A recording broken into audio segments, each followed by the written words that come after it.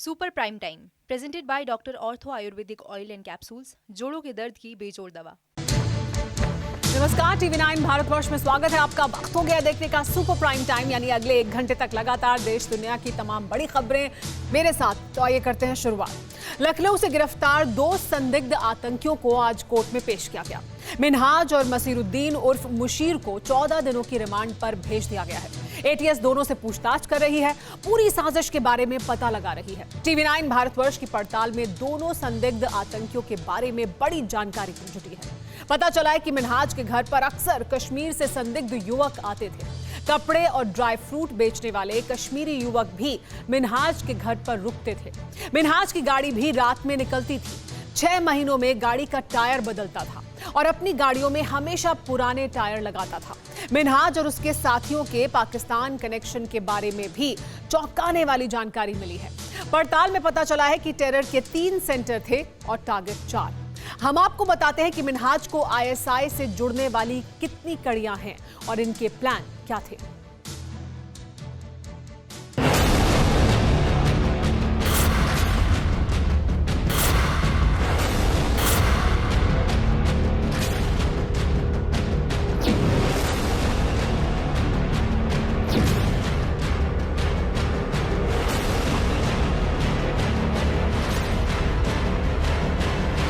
क्या कुछ इसी तरह फटने वाला था बारूद?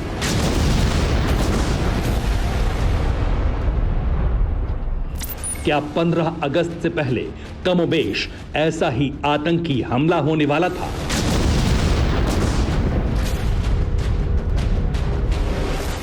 क्या यूपी के शहरों में अफरा तफरी मचने वाली? आशंकाओं में लिपटे ये सवाल यूं ही नहीं उठ रहे। इसके पीछे हैं 2 संदिग्ध आतंकी और 36 घंटे की तफ्तीश। TV9 भारतवर्ष की पड़ताल में चौंकाने वाला खुलासा हुआ है कि सिर्फ लखनऊ ही नहीं, यूपी में आतंकी संगठन अल-कायदा के 3 सेंटर थे। 3 शहरों से यूपी के चैन अमन को छिन्न भिन्न करने की साजिश रची गई थी। घुटना, कंधा या कमर, चाहे जैसा हो दर्द, डॉक्टर ऑर्थो आपको देता है दर्द से पूरी आजादी, एक भरपूर जिंदगी। ये कोई टेम्परेरी पेन किलर नहीं, आयुर्वेदिक औषधि है। आतंक की साजिश का सेंटर था लखनऊ के काकोरी से ही 2 संदिग्ध आतंकवादी मिनाज और मसरुद्दीन गिरफ्तार हुए। यूपी में आतंक का दूसरा सेंटर था कानपुर। लखनऊ से गिरफ्तार दोनों संदिग्धों का सीधा कनेक्शन कानपुर से सामने आया है। हालांकि आतंक की साजिश का मेन सेंटर था संभल की इन्हीं गलियों से आतंक का खौफनाक कनेक्शन सामने आया है। और इन तीनों सेंटर्स का हेडक्वार्टर था सरहद पार पाकिस्तान का शहर पेशावर, जहां पर बैठे आतंकी आका तीनों शहरों में मौजूद अपने फिदाइन गुर्गों को नचा रहे थे।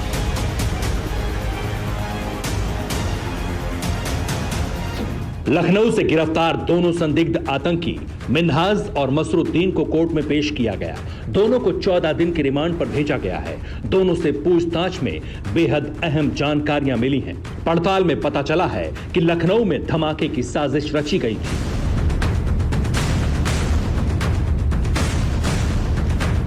खुलासा हुआ है कि मिनाज सऊदी अरब जा चुका है और वहीं पर वो आतंकियों के संपर्क में आया। लखनऊ वापस आने के बाद उसने एक दुकान खोल ली और वहीं पर आतंकी साजिश वो रचने लगा, जिसमें साथ मिला उसे मसरुद्दीन का। हालांकि मिनहाज पर किसी भी पड़ोसी को रत्ती भर भी शक नहीं था। हम इस समय उसी घर के पास खड़े हैं जहां कल रेड पड़ी थी और ये पड़ोस का घर है। इनसे बात करते हैं। आप लोगों से कोई किस तरह का कोई ताल्लुक इनका? ये बगल लोग का कुछ नहीं था, कुछ नहीं। आप बस इनके पड़ोसी हैं? जी।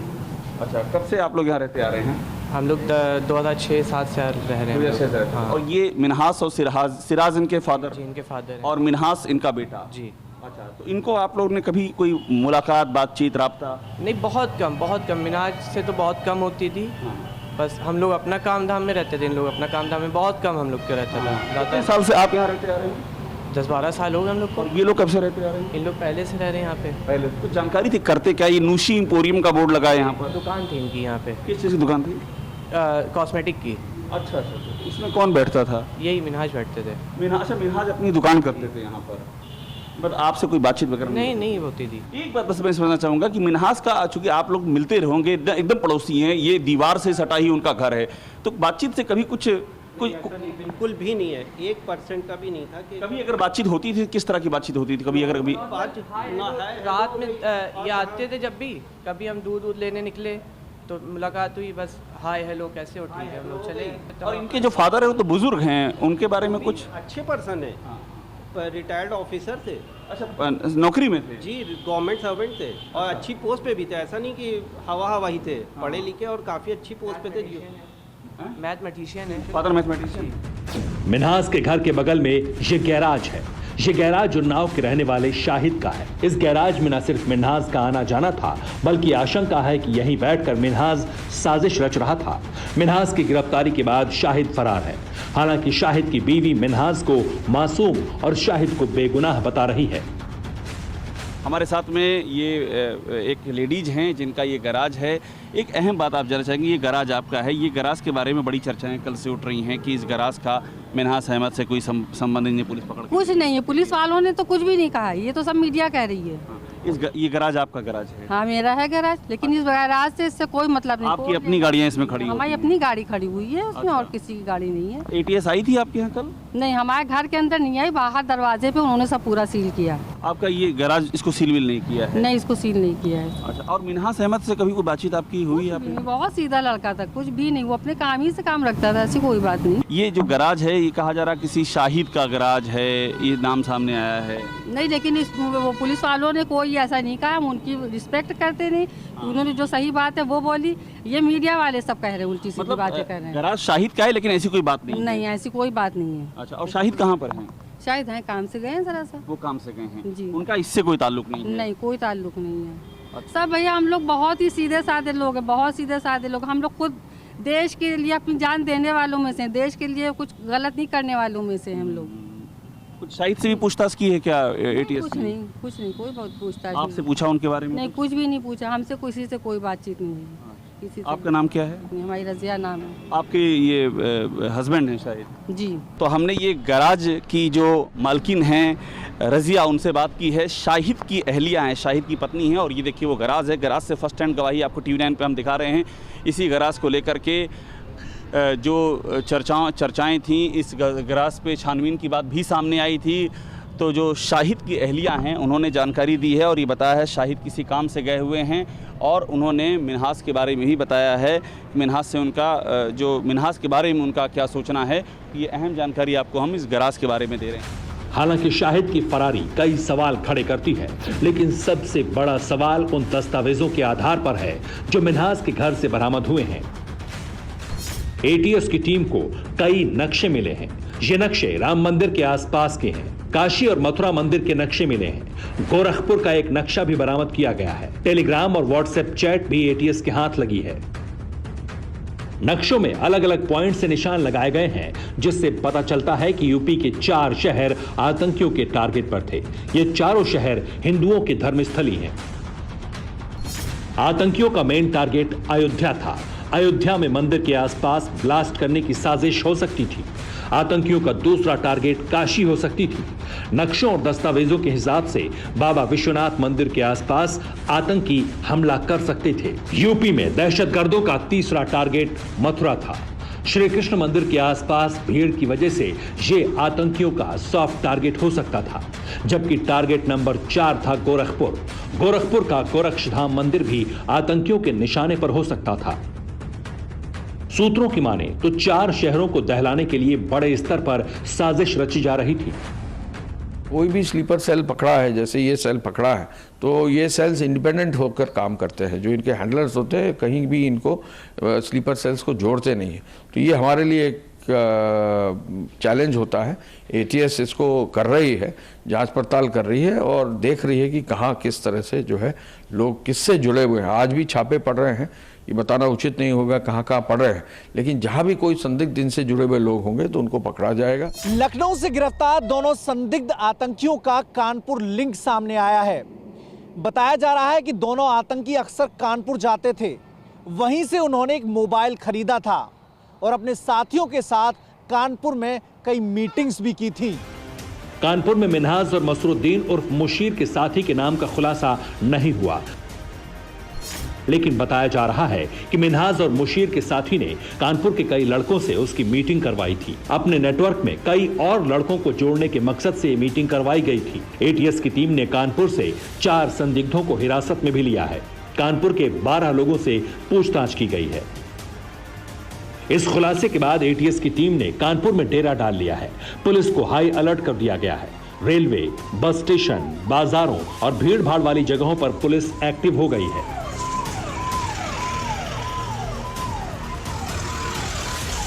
एटीएस ने संभल से भी 2 लोगों को हिरासत में लिया है। दरअसल इस पूरे टेरर मॉड्यूल का संभल ही एपिक सेंटर बताया जा रहा है। मिन्हाज और मुशीर का जो आका पेशावर में बैठा हुआ है, उसका ताल्लुक भी इसी संभल जिले से है। दरअसल जिस आतंकी साजिश का खुलासा हुआ, उसका एक सिरा पाकिस्तान से जुड़ता है। पेशावर में बैठा उमर हलमंडी उर्फ सैयद अख्तर के इशारों पर ही मिन्हाज फिदाइन बनने के लिए तैयार था। उमर और मिन्हाज के रिश्तों के बारे में जानने से पहले जानिए कि कैसे पाकिस्तान से लखनऊ तक टेरर की चेन बनी हुई है। पाकिस्तान की खुफिया एजेंसी आईएसआई के इशारों पर आतंकी साजिश रची गई। आईएसआई ने जिम्मा फरतुल्लाह गौरी और उसके दामाद शाहिद फैजल को दिया था। फरतुल्लाह गौरी और शाहिद फैजल के नीचे उमर हलमंडी, शर्जील उस्मान, मोहम्मद आसिफ और अब्दुल रहमान काम करता था। और उमर हलमंडी ने ही मिन्हाज और उसके साथियों को आतंकी हमलों के लिए तैयार किया था। अब जरा एक एक कर हिंदुस्तान के इन दुश्मनों के बारे में जानिए। फरतुल्लाह गौरी और उसका दामाद शाहिद फैजल बरसों पहले पाकिस्तान चले गए थे। पाकिस्तान में वो लगातार जकीर रहमान लखवी और हाफिज सईद के संपर्क में थे। लखवी और सईद के कहने पर ही ये ससुर दामाद भारत के खिलाफ लगातार साजिश रचते आ रहे हैं। दोनों ने उमर हलमंडी के साथ अब्दुल रहमान से लश्कर तैयबा के चीफ जकी और रहमान लखवी की मुलाकात करवाई थी। ये मुलाकात पाकिस्तान में रावलपिंडी जेल में हुई थी। इसके बाद आतंकी हाफिज सईद से भी अब्दुल रहमान की मुलाकात इन्हीं दोनों ने करवाई थी। मुलाकात में लखवी और हाफिज ने भारत में जमात उद दावा जैसा आतंकी नेटवर्क खड़ा करने का आदेश दिया। इसके लिए भारतीय युवाओं के दिमाग में जहर भरकर उन्हें आतंकी बनाने के लिए कहा गया। अब्दुल रहमान और उसके साथी भारत में AQIS का एक नया मॉड्यूल खड़ा करने की कोशिश कर रहे थे, लेकिन साल 2015 में दिल्ली पुलिस की स्पेशल सेल के ऑपरेशन में अब्दुल रहमान और उसका साथी मोहम्मद आसिफ दोनों पकड़े गए। लेकिन इसी बीच हलमंडी पुलिस के हाथ से फिसल गया। हलमंडी और उसका साथी शर्जिल इमाम दोनों पाकिस्तान पहुंच गए। घुटना, कंधा या कमर, चाहे जैसा हो दर्द, डॉक्टर ऑर्थो आपको देता है दर्द से पूरी आजादी, एक भरपूर जिंदगी। ये कोई टेम्परेरी पेन किलर नहीं, आयुर्वेदिक औषधि है। पाकिस्तान में फरतुल्लाह गौरी और शाहिद के जरिए उमर हलमंडी और शर्जील दोनों आईएसआई के संपर्क में आए। आईएसआई ने भारत के खिलाफ मिलकर आतंकी संगठन खड़ा करने का ठेका दिया और फिर वहीं से भारत में अल-कायदा की तरह आतंकी संगठन खड़ा करने की कोशिश शुरू की गई। इस वक्त उमर हलमंडी मेन हैंडलर है। भारत में आतंकियों की रिक्रूटमेंट उमर के जिम्मे ही है। बताया जाता है कि उमर ने सबसे पहले संभल में नेटवर्क खड़ा किया और फिर उसी संभल कनेक्शन के जरिए मिन्हाज उसके संपर्क में आया। उमर हलमंडी के इशारे पर ही मिन्हाज और उसके साथियों ने उत्तर प्रदेश को दहलाने वाले ब्लास्ट की साजिश रची। इसके लिए उमर ने मिन्हाज को इंटरनेट के जरिए कुकर बम तैयार करने की तरकीब बताई।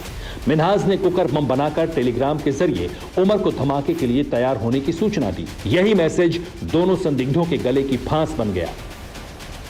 इन सभी के बीच सबसे बड़ा सवाल यह भी खड़ा होता है कि जब सब कुछ पाकिस्तान में बैठकर हैंडल किया जा सकता था, वहीं बैठकर हिंदुस्तान के खिलाफ साजिश तैयार की जा सकती थी, तो महज कुकर बम जैसी साजिश तैयार करने की जरूरत क्यों पड़ी? आखिरकार इस तरह के धमाकों के लिए लाखों करोड़ों रुपए का खेल होता है, तो महज 2000 रुपए में फिदाइन तैयार करने की जरूरत क्यों पड़ी? एटीएस से प्रश्न किया गया था रिगार्डिंग द लिंक्स, तो क्लियर कट एविडेंस है उनके पास, जहां वो सोशल मीडिया के माध्यम से जो है विदेशी हैंडलर से अल-कायदा के कुछ संगठनों से जुड़े रहे हैं। तो ये हमारे लिए चिंता का विषय है। इसकी वजह है मोदी सरकार की सख्ती। हवाला कारोबार पर सख्ती के बाद से ही आतंकियों की फंडिंग में कमी आ गई है। यही वजह है कि लोकल लड़कों के दिमाग में जहर भरकर सस्ता बम तैयार करने की नई तरकीब निकाली गई है और मिन्हाज उसकी कड़ी बन गया। लेकिन एक मैसेज ने आतंकियों की सारी साजिश बेनकाब कर दी और हिंदुस्तान दहलने से बच गया।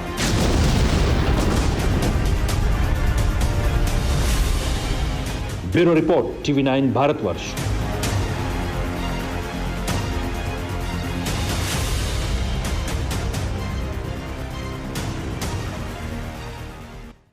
कुछ ही दिन पहले चीन ने हैनान नाम के अपने एक एम्फीबियस असॉल्ट वेसल टाइप 075 का परीक्षण किया था। नेवी की इस तैयारी के बाद चीन ने काराकोरम की पहाड़ियों में एक वॉर रिहर्सल की, जिसमें PLA की आर्मी और एयरफोर्स शामिल हुई। चीन की ये तैयारी LAC के नजदीक हो रही है, लिहाजा भारत भी हालात पर लगातार नजर बनाए हुए है। लेकिन इस वक्त चीन को भारत से नहीं बल्कि अमेरिका से डरने की जरूरत है, क्योंकि 11 जुलाई को हुई एक हाई प्रोफाइल सिक्योरिटी मीटिंग में प्रेसिडेंट बाइडेन ने जो कहा उसे सुनकर शी जिनपिंग की नींद उड़ गई है। समुद्र तल से 4500 मीटर ऊपर काराकोरम की पहाड़ियों के बीच शी जिनपिंग की रेड आर्मी जंग की तैयारी कर रही थी। 11 जुलाई को चीन के सरकारी न्यूज चैनल CCTV ने खुद पीपल्स लिबरेशन आर्मी के वॉर ब्लूप्रिंट के बारे में बताया। इस मिलिट्री एक्सरसाइज में PLA की आर्मी और एयरफोर्स शामिल थी। उत्तर पश्चिमी चीन के प्लेटो रीजन में PLA ने कुछ ऐसे हथियारों का परीक्षण किया जो हाल ही में ड्रैगन की हथियार फैक्ट्री से निकले थे। चीन के इस वॉर ड्रिल की थीम रैपिड रिएक्शन मिशन, यानी हमला होने पर तुरंत जवाब देने की तैयारी। एक ब्रिगेड की आर्टिलरी यूनिट को PLA के शिनजियांग मिलिट्री कमांड से अटैच किया गया। ये तैयारी PHL-11 के परीक्षण के लिए की गई थी। PHL-11 एक self propelled multiple rocket launcher system है जो कुछ ही हफ्ते पहले PLA में कमीशन हुआ है। ये वॉर एक्सरसाइज कब की गई है चीन ने इसका खुलासा नहीं किया, लेकिन इतना जरूर बताया कि काराकोरम में बारूद की बौछार को अभी कुछ ही दिन हुआ है, यानी जून के आखिरी हफ्ते या जुलाई के पहले हफ्ते में चीन ने ये वॉर रिहर्सल की है। इस वॉर रिहर्सल में शिनजियांग मिलिट्री कमांड ने सेल्फ प्रोपेल्ड हॉविट्जर PCL-161 की भी टेस्टिंग की। PCL-161 की पहली झलक चीन ने अक्टूबर 2020 में तिब्बत वॉर ड्रिल के दौरान दिखाई। शिनजियांग की दूसरी मिलिट्री कमांड को PHL-03 के परीक्षण का जिम्मा सौंपा गया था। PHL-03 long range multiple rocket launcher system है जिसे चीन ने रूस के BM-30 से कॉपी किया। PHL-03 में 800 किलोग्राम के रॉकेट लग सकते हैं, जिसमें वॉरहेड का वजन 280 किलोग्राम तक हो सकता है। PHL-03 की मैक्सिमम फायरिंग रेंज करीब 125 किलोमीटर तक की है। प्लेटो के इलाकों में चीन की वायुसेना ने भी जंग का माहौल बनाने की पूरी कोशिश की। जिनपिंग के ऑर्डर पर सेंट्रल थिएटर कमांड का 81वां ग्रुप और ईस्टर्न थिएटर कमांड का 72वां ग्रुप नए हथियारों के परीक्षण में वक्त जाया कर रहे थे। चीन की ये सारी तैयारी भारत की मुस्तैदी का जवाब देने के लिए थी, लेकिन जिस वॉर एक्सरसाइज पर चीन इतरा रहा है उस पर भारत की नजर भी है और खबर भी। ये सब ट्रेनिंग के बाद भी उनका एम क्या है? रैपिड रिएक्शन मिशन, यानी कि जल्दी से हमला होने पर अपनी फोर्स को मोबिलाइज किया जा सके और मौके पे पहुंचाया जा सके। ये काम तो हम पहले से ही कर रहे हैं। हमारे यहाँ भी QRT हैं, हम उन्हें क्विक रिएक्शन टीम बोलते हैं। और उनकी इस रैपिड रिएक्शन मिशन की जितनी भी वो तारीफ करें मुँह मियाँ मिट्ठू बने, क्योंकि ये सब उनका दिखावा ज़्यादा है और इसमें असलियत कम है। अब आपको ये बताते हैं कि वॉर ड्रिल में चीन की वायुसेना ने क्या किया। सबसे पहले नॉर्थ वेस्ट प्लेटो में YA टैक्टिकल ट्रांसपोर्ट एयरक्राफ्ट से पैराशूट ट्रेनिंग दी गई। ये पैराशूट किट ऑक्सीजन मास्क से लैस थी। इसके बाद नई एयरफील्ड में सैनिकों के इमरजेंसी डिप्लॉयमेंट का अभ्यास किया गया। जंगी रिहर्सल में J-16 multi role fighter jet के साथ Y-20 स्ट्रेटेजिक ट्रांसपोर्ट एयरक्राफ्ट भी मोर्चे पर था। चीन ने ये वॉर ड्रिल भारत और अमेरिका को ये एहसास दिलाने के लिए की है कि वॉर फ्रंट पर दूसरी जगह से भी चीन अपने ट्रूप्स को उतनी ही तेजी से डिप्लॉय कर सकता है। चीन अपने इस रैपिड एक्शन मिशन ड्रिल से बहुत खुश है, लेकिन अमेरिकी राष्ट्रपति जो बाइडेन ने चीन से उसकी ये खुशी भी छीन ली। 11 जुलाई को बाइडेन सरकार ने एक बड़ी मीटिंग की। मीटिंग के बाद यह फैसला हुआ कि साउथ चाइना सी पर बाइडेन का वही स्टैंड होगा जो ट्रंप का था। अमेरिकी विदेश मंत्री एंटनी ब्लिंकन ने साउथ चाइना सी पर चीन के दावे को खारिज किया और US Philippines mutual defence treaty के आर्टिकल 4 का हवाला देते हुए कहा कि अगर चीन ने फिलीपींस पर हमला किया तो अमेरिका जंग में कूद जाएगा और चीन को सबक सिखाएगा। चीन और फिलीपींस के बीच विवाद की जड़ साउथ चाइना सी में बसे कुछ टापू हैं, जो हैं तो फिलीपींस के, लेकिन उन पर दावा चीन करता है। चीन ने इन टापुओं पर निर्माण कार्य भी शुरू कर दिया है, लेकिन फिलीपींस चीन की ताकत से डरता नहीं है। मई महीने में फिलीपींस के विदेश मंत्री टोडी लेक्सिन जूनियर ने चीन को गाली देते हुए कहा था कि साउथ चाइना सी से भाग जाओ। साउथ चाइना सी में चीन की दादागिरी से परेशान फिलीपींस इकलौता मुल्क नहीं है। वियतनाम, मलेशिया, ताइवान और ब्रुनेई से भी चीन का विवाद है। दुनिया के कुल समुद्री व्यापार का 20% हिस्सा साउथ चाइना सी से होता है, इसीलिए चीन यहाँ कब्जे के लिए बेकरार है। पर अब बाइडेन के तेवर बताते हैं कि या तो चीन को अवैध कब्जा छोड़ना होगा या फिर युद्ध के मैदान में सुपर पावर से भिड़ना होगा। Bureau report, TV9 Bharatvarsh. Corona ने लाखों लोगों की जिंदगी छीनी और जो कोरोना से बच गए उनकी आजादी छिन गई है। बच्चे, बुजुर्ग और महिलाएं सभी घर में हैं। लॉकडाउन खुलता है तो लगता है कि चलो अब आगे जिंदगी पहले की तरह होगी, लेकिन ऐसा नहीं है क्योंकि लॉकडाउन फिर लौट रहा है। भारत के कई राज्यों में पाबंदियां शुरू हो गई हैं और दुनिया के कई देशों में कंप्लीट लॉकडाउन लग चुका है। इंडोनेशिया बहुत बुरे दौर से गुजर रहा है। यूरोप से लेकर दक्षिण कोरिया तक के लोग फिर से अपने घर में कैद हो चुके हैं। तस्वीरें बिल्कुल नहीं हैं, लेकिन देखी देखी से लगती हैं।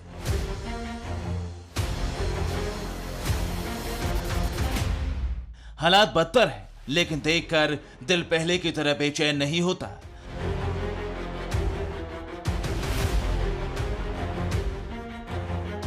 सायरन बजाती एम्बुलेंस, मरीजों से भरे अस्पताल, गम में डूबे चेहरे और सन्नाटे में सिमटे शहर। दुनिया को अब इस त्रासदी की आदत सी हो गई। कोरोना को जब भी भुला देने की कोशिश होती है, वायरस लौटता है, पहले से ज्यादा ताकत लेकर, पहले से ज्यादा घातक होकर।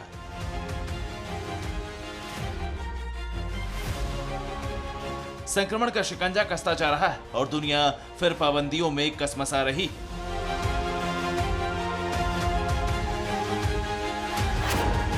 Spain, Australia, Europe, Indonesia, Cuba, Britain, south Korea और मैक्सिको, दुनिया के कई देशों में लॉकडाउन का दौर लौट आया। पाबंदियां कड़ी होती जा रही, दफ्तर बाजार सब बंद हो रहे हैं। दहशत इतनी कि हर आदमी यही चाहता है कि उसे घर से निकलना ना पड़े।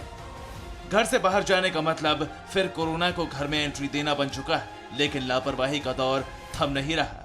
गम और मायूसी के बीच एक तस्वीर ऐसी भी है। इटली के रोम में जश्न मनाया जा रहा है। हजारों लोगों की भीड़ जमा है, न मास्क की परवाह और सोशल डिस्टेंसिंग तो जश्न के जोश में मुमकिन ही नहीं। इंग्लैंड के खिलाफ रविवार को पेनल्टी शूटआउट में यूरोपीय फुटबॉल चैंपियन जीतने के बाद इटली की टीम सोमवार को रोम लौट आई। उसके बाद शानदार तरीके से टीम का स्वागत हुआ, जश्न मनाया गया। हालांकि जश्न की शुरुआत तो तभी हो गई थी जब इटली ने मैच जीता।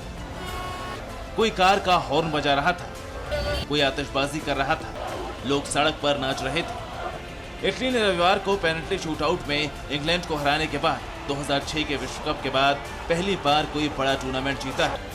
इटली में कोरोना के केस बहुत ही कम हो चुके हैं, लेकिन डेल्टा वेरिएंट के एंट्री के बाद क्या ऐसी भीड़ सुरक्षित है? इटली में पिछले साल एक दौर ऐसा भी था जब अस्पतालों में जगह नहीं थी और कोरोना से लोगों की मौत हो रही थी।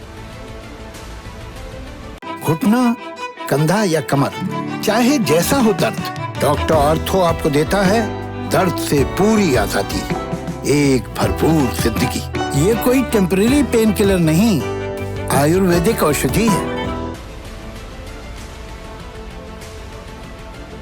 इटली में 1,27,000 लोगों की मौत कोरोना से हुई है, लेकिन इटली अब उस गम को भुलाकर जश्न में डूबा है। सेमीफाइनल और फाइनल के दौरान भी कोरोना विस्फोट का खतरा पीक पर नजर आया। फाइनल मैच लंदन के वेम्बले स्टेडियम में हुआ। फाइनल मैच के दौरान आपको स्टेडियम की एक कुर्सी भी खाली नजर नहीं आएगी। जहां लोग इंग्लैंड और इटली के थे। यूरोप के कई देशों में इन दिनों कोरोना के केस तेजी से बढ़ रहे हैं, लेकिन यहां उसका असर नहीं दिखा। लंदन और सेंट पीटर्सबर्ग में कोरोना के डेल्टा वेरिएंट के मिलने की पुष्टि बहुत पहले हो चुकी है। अब डर यही कि कहीं जीत का जोश और ये जश्न एक बड़ी त्रासदी और मातम की वजह न बन जाए। अभी एक हफ्ते पहले ही WHO ने यूरोप में कोरोना की तीसरी लहर को लेकर चेतावनी दी थी। WHO ने कहा कि अगर लापरवाही ऐसी ही जारी रही तो यूरोप एक और लहर का सामना करेगा। WHO के मुताबिक डेल्टा 96 देशों तक फैल चुका है। ये वेरिएंट बहुत ही तेजी से फैलता है। लंदन के स्टेडियम में भी अगर इससे संक्रमित आदमी पहुंचा होगा तो आने वाला कल कैसा होगा आप समझ सकते हैं। यूरोप के 30 देशों में कोरोना को लेकर सर्वे करने वाली संस्था ने भी चेतावनी जारी की थी। कहा गया था कि यूरोप में वैक्सीनेशन ड्राइव को तेज करना होगा, क्योंकि कोरोना का डेल्टा वेरिएंट जिस तेजी से फैल रहा है, अगस्त आते आते उसकी वजह से महात्रासदी मच जाएगी। दूसरी तरफ स्पेन के उत्तर पूर्वी कैटेलोनिया इलाके में कोरोना केस बढ़ने की वजह से लॉकडाउन जैसी पाबंदियां लगा दी गई। स्पेन की नाइट लाइफ अब ना के बराबर रह गई। स्पेन की राजधानी मैड्रिड में भी एक बार फिर अस्पतालों में मरीजों की संख्या बढ़ रही है। एक्सपर्ट्स के मुताबिक डेल्टा वेरिएंट की वजह से संक्रमण बेहद तेजी से फैल रहा है। खास बात है कि इस बार युवा ज्यादा संक्रमित हो रहे हैं। माना जा रहा है कि ऐसा वैक्सीनेशन की वजह से हुआ है। स्पेन में भी 40 साल से ऊपर के लोगों को पहले वैक्सीनेट किया गया था। ऑस्ट्रेलिया के सिडनी में डेल्टा वेरिएंट के मामले बढ़ रहे हैं। सिडनी में लॉकडाउन के नियम अब और सख्त कर दिए गए। सिडनी में पिछले 2 हफ्तों से लोग घर से बाहर नहीं निकल पा रहे हैं। सिडनी में मरीजों की संख्या बढ़ रही, इसलिए फिलहाल सिडनी के लोगों को राहत मिलने की उम्मीद नहीं। सोमवार तक ऑस्ट्रेलिया में कोरोना के 271 एक्टिव मामले हैं। इनमें से ज्यादातर मामले न्यू साउथ वेल्स के हैं। इससे पहले ऑस्ट्रेलिया में कोरोना पर काबू पाए जाने का जश्न मनाया गया था और ऑस्ट्रेलिया की इकोनॉमी में सुधार भी देखा जा रहा था। इंडोनेशिया की हालत इस वक्त दुनिया में सबसे ज्यादा दयनीय है। इलाज नहीं मिल पा रहा है। अस्पताल डॉक्टर कम पड़ गए, ऑक्सीजन नहीं, लोगों की मौत हो रही। भारत ने जिस त्रासदी के दौर का सामना कुछ महीने पहले किया है, समझ लीजिए वैसी ही हालत है। पूरे इंडोनेशिया में लॉकडाउन है। 20 जुलाई तक किसी तरह की ढील नहीं दी जा सकती। दूसरी लहर के समय भारत को 3400 ऑक्सीजन सिलेंडर और कंसंट्रेटर देने वाले इंडोनेशिया की हालत अभी बेहद खराब है। कोरोना का डेल्टा वेरिएंट कितनी तेजी से फैलता है और कितना कहर मचाता है, इसका अंदाजा भारत के बाद इंडोनेशिया के हालात को देखकर लगाया जा सकता है। दक्षिण कोरिया ने कोरोना पर काबू पा लिया था। दुनिया में दक्षिण कोरिया की तारीफ हो रही थी, लेकिन अब यहां लॉकडाउन जैसी पाबंदियां लागू हैं। 1378 नए मामलों में से 1000 से अधिक राजधानी सियोल और उसके आसपास के इन इलाकों में सोमवार शाम 6 बजे से 3 लोग एक जगह पर जमा नहीं हो सकते। न पार्टी होगी, न क्लब खुलेंगे। मेक्सिको में कोरोना वायरस संक्रमण की तीसरी लहर का प्रकोप शुरू हो चुका है और इस दौरान संक्रमण के मामले पिछले सप्ताह की तुलना में 29% बढ़े हैं। देश में स्वास्थ्य विभाग ने शुक्रवार को कहा कि युवा लोगों में संक्रमण के ज्यादा मामले सामने आ रहे हैं। हालांकि ब्रिटेन में 19 जुलाई से पाबंदियां हट रही। देश में संक्रमण के मामले बढ़ रहे हैं, लेकिन टीकाकरण अभियान के आगे बढ़ने से अस्पतालों में मरीजों की संख्या अभी कम है। छूट के बावजूद लोगों को बंद जगहों पर मास्क पहनना पड़ सकता है और सरकार कुछ खास गाइडलाइंस का ऐलान करेगी। क्यूबा में एक तरफ कोरोना के केस बढ़ रहे हैं, तो वहीं अब लोगों ने सरकार के खिलाफ प्रदर्शन शुरू कर दिया है। लोग वैक्सीन की कमी और कोरोना पर सरकार की गलत नीतियों के खिलाफ सड़क पर है। कोरोना नए रूप यानी नए वेरिएंट के साथ वापस लौटा है और दुनिया फिर लॉकडाउन की पाबंदियों में कैद होती जा रही।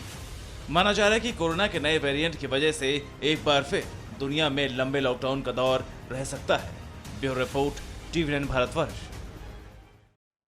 कभी तपिश का तांडव तो कभी बारिश और बाढ़, कुदरत हाहाकार मचा रही है। हिमाचल प्रदेश, उत्तराखंड और जम्मू में बादल फटने से नदी नालों में कहर बह रहा है, तो नेपाल के पहाड़ों से आया सैलाब बिहार के गांव और शहरों को जलमग्न कर रहा है। लेकिन हाहाकार सिर्फ यहीं तक सीमित नहीं है। कुदरत की गाज कहर बनकर कई और प्रदेशों पर भी गिरी है। देखिए देश के उन शहर और गांवों की तस्वीर जहां कुदरत ने किया है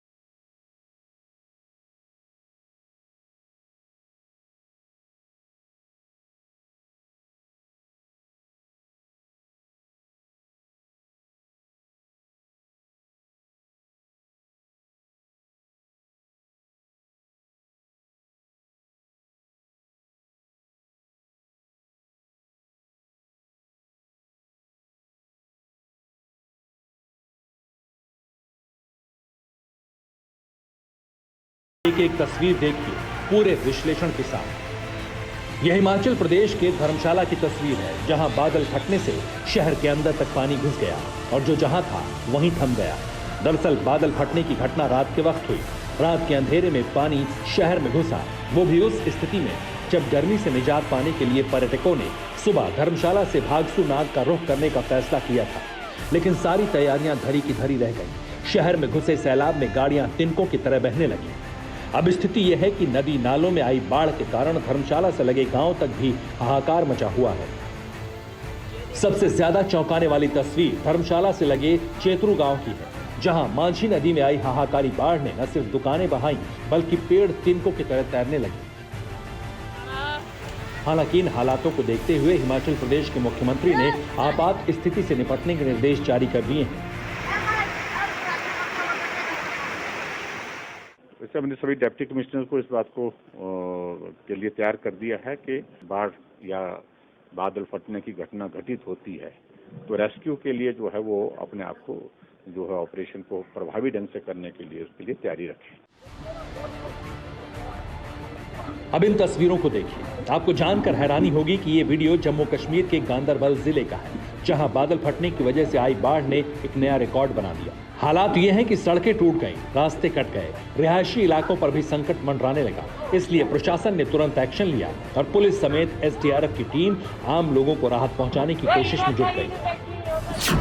बादल फटने की वजह से आई बाढ़ के कारण हालात सिर्फ गांदरबल के ही खराब नहीं है, बल्कि कठुआ जिले में नदी किनारे बसे गाँव में भी स्थिति हाहाकारी है। ये तस्वीर कठुआ जिले के गाँव चकचंबा की है, जहाँ नदी नाले उफान पर है, घरों तक पानी पहुंच चुका है, कच्चे घरों को खासा नुकसान हुआ है, किसानों की फसलें बर्बाद हो गई। अब जम्मू में आई बाढ़ की वजह से मचे हाहाकार की एक और तस्वीर देखिए। ये तस्वीर डोडा किश्तगढ़ रोड की है, जहां पहाड़ से उतर रही आफत ने रास्ता ही तोड़ दिया। एक गाड़ी इस कदर फंस गई कि उसे निकाल पाना नामुमकिन हो गया।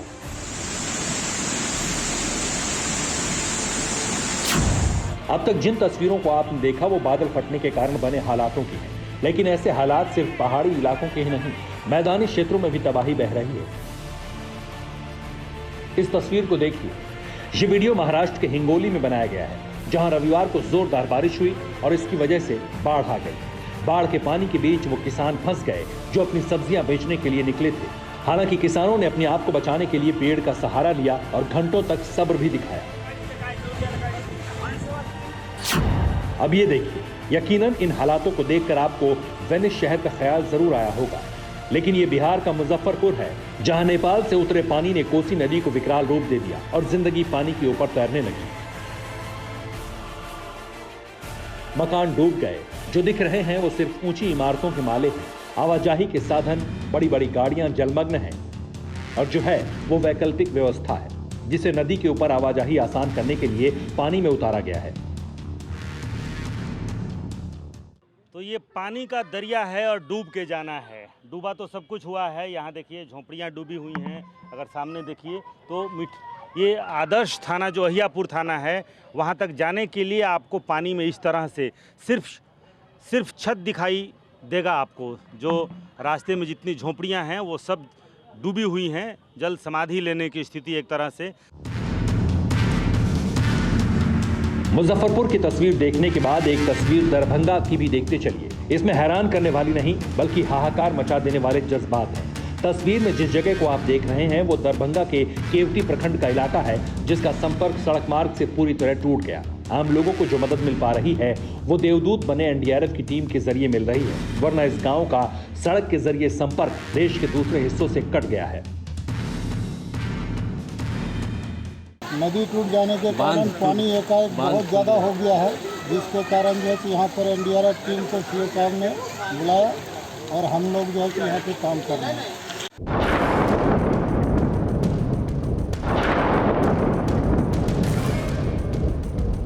कुदरत की नाराजगी सिर्फ पहाड़ी या तराई वाले इलाकों तक ही सीमित नहीं है। कुदरत मरुधरा से भी नाराज है। हालांकि यहाँ बाढ़ का कहर तो नहीं टूटा, लेकिन कई जिंदगियों पर गाज जरूर गिरी। ये तस्वीर जयपुर में मौजूद आमेर किले की है। यहाँ वॉच टावर पर आकाशीय बिजली गिरी और भस्म कर देने वाले इस वज्रपात की चपेट में 35 टूरिस्ट आ गए। इनमें 11 की मौत हो गई और कई जख्मी हैं। आप ये वॉच टावर की स्थिति देख सकते हैं। पूरी तरह से वॉच टावर क्षतिग्रस्त हो गया है। मैं अपने सहयोग को वहाँ ऊपर की तरफ दिखाया किस तरह की वॉच टावर की स्थिति है। पूरी तरह से आकाशीय बिजली गिरने से पूरी तरह से क्षतिग्रस्त हो चुका है, जबकि राजे रजवाड़ों के समय का ये वॉच टावर। कुल मिलाकर कुदरत नाराज है, हालात हाहाकारी। कहीं बादल फटे तो कहीं पहाड़ों से पानी उतरा। सैलाब की शक्ल में जिंदगी में तेजाब घोल रहा है और कुदरती झटकों में जान भी जा रही है। Bureau report, TV9 Bharatvarsh. चीन ने दुनिया को कोरोना का जख्म दिया। अब कुदरत चीन को परेशान कर रही है। बीते एक हफ्ते से चीन में जारी बारिश से 14 नदियां उफान पर हैं। 4 प्रांत बाढ़ में डूब रहे हैं। कोरोना की जन्मभूमि वुहान और सिचुआन प्रांत के हालात सबसे ज्यादा खराब हैं। चीन के लिए चिंता की बात सिर्फ यही नहीं है, राजधानी बीजिंग पर भी अब बाढ़ का खतरा मंडराने लगा है। बाढ़ बारिश की मार झेलते ये चीन की तस्वीरें हैं, उसी चीन की जिसने कुदरत से खिलवाड़ करने की कोशिश की, दुनिया को कोरोना बम दिया। अब कुदरत बाढ़ की शक्ल में उसी चीन को डुबो देने पर आमादा है। वुहान और डेझाऊ जैसे शहरों में सैलाब मौत बनकर उमड़ रहा है। सिचुआन से लेकर हुबई तक हर तरफ जिंदगी बचाने की जद्दोजहद जारी। तो वहीं चीन की राजधानी बीजिंग में खतरे का ऐलान बज उठा है। किसी भी वक्त बीजिंग सैलाब में समा सकता है। क्या है उस बीजिंग के हालात जहां लाल सेना का कमांडर बैठकर साजिशें बुनता है, वो आपको बताएंगे। मगर उससे पहले उस वुहान की तस्वीरें देख लीजिए जहां चीन ने कोरोना को जन्म दिया। हुबई प्रांत के वुहान शहर में सैलाब मौत बनकर घूम रहा है। लोग तिनके की तरह बाढ़ के पानी में एक एक कर बह रहे हैं, मगर इन्हें बचाने वाला कोई नहीं, क्योंकि पानी के इस वेग से पंगा लेने की हिम्मत किसी में नहीं। ऐसे में किनारे खड़े लोग इस मंजर को अपने कैमरे में कैद कर रहे हैं। जरा यहाँ देखिए, वुहान की सड़कों पर लोगों को बचाने के लिए बुलडोजर को उतारा गया। बुलडोजर के सहारे सैलाब में फंसी जिंदगियां बचाई जा रही। 1000 किलो से ज्यादा वजनी गाड़ियां इस सैलाब में पत्ते की तरह बह रही। पानी के जोर के सामने ये ठहर नहीं पा रहे। देखिए, यहाँ पार्किंग में एक साथ 3-3 गाड़ियां खड़ी, मगर पानी के प्रचंड वेग के सामने इनकी कोई हैसियत नहीं। बारी बारी से तीनों गाड़ियां कुछ सेकंड के भीतर प्रलयंकारी बाढ़ में बहने लगती। भयंकर बाढ़ से वुहान के हालात बद से बदतर हो चले। मेन चौक चौराहे हो या संकरी गलियां, हर जगह पानी दाखिल हो चुका है, जमकर तांडव मचा रहा है। शहर के अंदर समंदर जैसे हालात हैं। मलबे के साथ आया पानी यहाँ सब कुछ बहा देने पर उतारू है। बाढ़ की वजह से घर दुकानें डूब गईं। पहली मंजिल तक पानी का कब्जा है। कई इलाकों में 8 से 10 फीट तक सैलाब जमा हो चुका है। महातबाही के खौफनाक मंजर की एक और तस्वीर देखिए, जो बेहद परेशान करने वाली। इस गली में गाड़ी में फंसा ये शख्स किसी तरह सैलाब के बीच अपनी जान बचाने की कोशिश कर रहा है। तो वहीं यहाँ ये शख्स किसी तरह पेड़ के सहारे चिपका है। किसी करिश्मे की उम्मीद, ऐसा करिश्मा जो इसकी जान बचा सके, क्योंकि सैलाब का वेग इतना तेज है जो पलक झपकते ही इसे लील जाएगा। वुहान में त्राहिमाम मचा। जान बचाने के लिए प्रशासन की ओर से बोट चलाए जा रहे हैं। रेस्क्यू टीम नाव पर सवार होकर बाढ़ में फंसे लोगों को सुरक्षित जगह ले जा रही। शहर के अंदर बने इस पुल को देखिए। यांगत्जे नदी के विकराल रूप को देख किसी का भी कलेजा दहल उठेगा। नदी का सैलाब खौलते पानी की तरह उबाल मार रहा है। पुल के साथ साथ पूरे शहर को तबाह कर देने पर उतारू नजर आ रहा है। हुबई के वुहान जैसे ही हालात सिचुआन प्रांत के भी। जरा देखिए कैसे नदी में बहते मटमैले पानी ने सैलाब का रूप इख्तियार कर लिया और शहर की तरफ बढ़ रहा है, तबाही मचाने। इसने आसपास के घरों को अपनी जद में ले लिया है। सिचुआन में सबसे ज्यादा खराब हालात डेझाऊ शहर के, जहां की सड़कें समंदर बन चुकी है। यहाँ देखिए, एक कार पानी में फंस गई, जिसमें कार चालक मौजूद है। कार काफी हद तक पानी में डूब चुकी। रेस्क्यू ऑपरेशन टीम आकर इस शख्स को किसी तरह जिंदा बाहर निकालती। सिचुआन प्रांत के 7 शहर पानी में डूबे हैं। 100 से ज्यादा घर सैलाब में तबाह हो चुके हैं। यहाँ दिन रात रेस्क्यू ऑपरेशन चलाया जा रहा है। 4600 लोगों को रेस्क्यू कर सुरक्षित ठिकानों पर पहुंचाया गया है। ऐसा ही हाल एनहुआई और हुनान प्रांत का भी। चीन की 14 नदियां उफान पर हैं। 5 लाख से ज्यादा लोग बारिश से प्रभावित हैं। ज्यादातर जगहों पर ऑरेंज अलर्ट जारी किया गया है। चीन के 4 से ज्यादा प्रांतों में सैलाब से हाहाकार मचा है और अब बाढ़ की चपेट में चीन की राजधानी बीजिंग भी है। बीजिंग में आसमानी आफत ने दस्तक दे दी और तबाही का काउंटडाउन शुरू हो चुका है। अनुमान के मुताबिक बीजिंग में साल की सबसे भारी बारिश रविवार शाम से शुरू हो चुकी कई घंटों से जारी भारी बारिश ने लोगों का जीवन अस्त व्यस्त कर दिया। तेज हवाओं के साथ जोरदार बारिश हो रही, जिसकी वजह से प्रशासन ने यहां येलो अलर्ट जारी किया, यानी बीजिंग भी प्रलयंकारी बाढ़ बारिश की वजह से करहा रहा है। रविवार शाम 6 बजे से बीजिंग में जोरदार बारिश चालू। अब तक 81 मिलीमीटर से ज्यादा पानी बरस चुका है। ये बारिश मंगलवार को जारी रहने का अनुमान है। इस दौरान 176.6 मिलीमीटर तक बारिश होने का अनुमान है। सभी स्कूलों को मंगलवार तक के लिए बंद कर दिया गया। 6,616 घरों में 14,970 लोगों को सुरक्षित जगह पहुंचाया गया।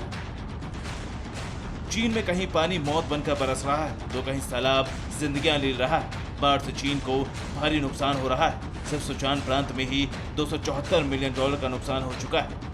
Bureau report, TV9 Bharatvarsh. वैज्ञानिकों के एक दावे ने पूरी दुनिया को दहशत से भर दिया है। ये दावा एक उल्का पिंड से जुड़ा हुआ है, जिसमें कहा यह जा रहा है कि आने वाले दिनों में वो पृथ्वी से टकरा सकता है। हालांकि कई उल्का पिंड पृथ्वी से पहले भी टकराए हैं। इसमें ऐसा क्या खास है? खास है इस उल्का पिंड का आकार, जिसकी तुलना उस उल्का पिंड से की जा रही है जो करीब 6.5 करोड़ साल पहले पृथ्वी से टकराया था और उस घटना में डायनासोर विलुप्त हो गए थे। देखिए क्या है ये पूरा मामला इस रिपोर्ट में। इंसानों के लिए ब्रह्मांड जितना रहस्यों से भरा है, उतने ही खतरे ब्रह्मांड ने इंसानों के लिए अपने अंदर समेट कर भी रखे। दरअसल ग्रहों की कक्षा के आसपास घूमने वाले उल्कापिंड ही ब्रह्मांड का सबसे बड़ा रहस्य है, जिसके बारे में किसी को नहीं पता। और यही उल्कापिंड पृथ्वी के लिए सबसे बड़े खतरे हैं। इस खतरे को लेकर आगाह इसलिए किया जा रहा है क्योंकि ऐसा ही खतरा पृथ्वी की तरफ बढ़ रहा है। दरअसल जब पृथ्वी पर मानव सभ्यता का जन्म नहीं हुआ था, तब से कई उल्कापिंड पृथ्वी से टकरा चुके हैं। और ऐसे ही एक चिकजुलब उल्कापिंड के टकराने से करीब 6.5 करोड़ साल पहले धरती से डायनासोर जैसे प्राणी भी विलुप्त हो गए थे। माना जा रहा है कि ऐसे ही कई उल्कापिंडों के टकराने के कारण ही पृथ्वी की सतह और वायुमंडल को आज जैसा स्वरूप मिला है, लेकिन अब ये स्वरूप फिर से बदलने वाला है। वैज्ञानिक शोध के पैमाने पर दहशत फैलाने वाला दावा यही है कि पृथ्वी से एक ऐसा उल्कापिंड टकराने की आशंका है जो पृथ्वी के ऑक्सीजन को भी खत्म कर सकता है। अब यह आशंका कितनी सटीक है, इसका विस्तार देखिए। वैज्ञानिकों के मुताबिक एक विशाल उल्कापिंड पृथ्वी की तरफ तेजी से बढ़ रहा है। इस उल्कापिंड के टकराने की आशंका सोच से 10 गुना ज्यादा है। शोधकर्ताओं के मुताबिक विशाल उल्कापिंड के टकराने की संभावना पहले जितनी थी, अब उससे कहीं ज्यादा है, जो 6.5 करोड़ साल पहले उल्कापिंड के बराबर हो सकता है। यानी जिस उल्कापिंड ने डायनासोर को विलुप्त कर दिया, ठीक उतना ही बड़ा एस्टेरॉयड का खतरा फिर से खड़ा है। और अगर वाकई ऐसा हो गया तो फिर क्या होगा, इसे वैज्ञानिक नजरिए से समझिए। विशाल उल्कापिंड पृथ्वी से टकरा है तो भारी तबाही होगी। पृथ्वी के वातावरण में ऑक्सीजन की मात्रा भी घट जाएगी। मानव जाति के अस्तित्व पर ही खतरा मंडराने लगेगा। ये संभावना इसलिए है क्योंकि उल्कापिंड का आकार बहुत ज्यादा बड़ा है और जैसे जैसे पृथ्वी के वायुमंडल में दाखिल होगा, उसकी चट्टानें टूटकर जलने लगेंगी और ये विशाल चट्टानें पृथ्वी को भारी नुकसान पहुंचाएंगी। हालांकि वैज्ञानिकों का यह भी मानना है कि आने वाले 100 साल में धरती को किसी भी उल्कापिंड से खतरा नहीं और आमतौर पर उल्कापिंड सागरों में गिरते हैं जहां पहले से पानी मौजूद है। लेकिन नासा के सेंट्री सिस्टम की नजर ऐसे एस्टेरॉयड पर बनी हुई जो भविष्य में पृथ्वी से टकरा सकता है। Bureau report, TV9 Bharatvarsh. चीन लगातार तिब्बत में साजिश रच रहा है। चीन ने पहली बार तिब्बत में बुलेट ट्रेन चलाई है। चीन ने ये ट्रेन दुर्गम रास्ते में चलाई है।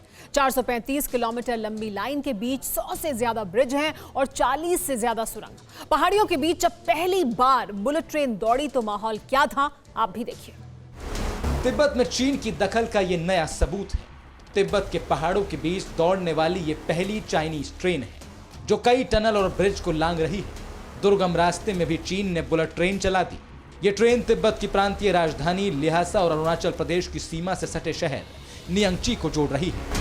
ल्हासा को नियंगची शहर से जोड़ने वाली ये लाइन 435 किलोमीटर लंबी है। ये हाई स्पीड ट्रेन मुख्य चीन के सभी 31 प्रांतीय शहरों से होकर गुजर रही है। ये रेल लाइन समुद्र से 3000 मीटर की ऊंचाई पर स्थित है। इसके 90% हिस्से को बनाने में चीन को 6 साल लग गए। ल्हासा नियंगची लाइन में 47 सुरंगें और 121 ब्रिज हैं जो पूरे रास्ते का करीब 75% हिस्सा है। इसमें 525 मीटर लंबा जांगमू रेलवे ब्रिज शामिल है जो दुनिया में अपनी तरह का सबसे बड़ा और सबसे ऊंचा आर्क ब्रिज है। इस रेल लाइन का निर्माण चाइना स्टेट रेलवे ग्रुप ने किया है। इसको बनाने में 5.6 अरब डॉलर खर्च हुए हैं। हाई स्पीड इलेक्ट्रिक ट्रेनों की फॉक्सिंग सीरीज के तहत इसका संचालन किया जा रहा है। हाई ऑल्टीट्यूड पर चलती हुई फॉक्सिंग ट्रेनें ऑटोमेटिक ऑक्सीजन सप्लाई सिस्टम से लैस हैं। यह सिस्टम पहाड़ों की ऊंचाई पर दौड़ रही ट्रेनों में ऑक्सीजन का स्तर 23.6% बनाए रखता है। ऑक्सीजन की यह सप्लाई सामान्य वातावरण में पाए जाने वाले 21% औसत से अधिक है। तिब्बत में पहाड़ों पर सूर्य की रोशनी तीखी होती है, इसीलिए इन बुलेट ट्रेनों की खिड़कियों पर स्पेशल ग्लास लगे हुए हैं। इससे सूर्य की तीखी रोशनी से यात्रियों की स्किन सुरक्षित रहती है। चीन की बुलेट ट्रेन वाला कारनामा हिंदुस्तान के लिए चिंता की वजह है, क्योंकि चीन ने तिब्बत में जहां तक ट्रेन चलाई वो अरुणाचल प्रदेश से काफी नजदीक है। परवाह देश की, सोमवार से शुक्रवार रात 10 बजे TV9 भारतवर्ष पर।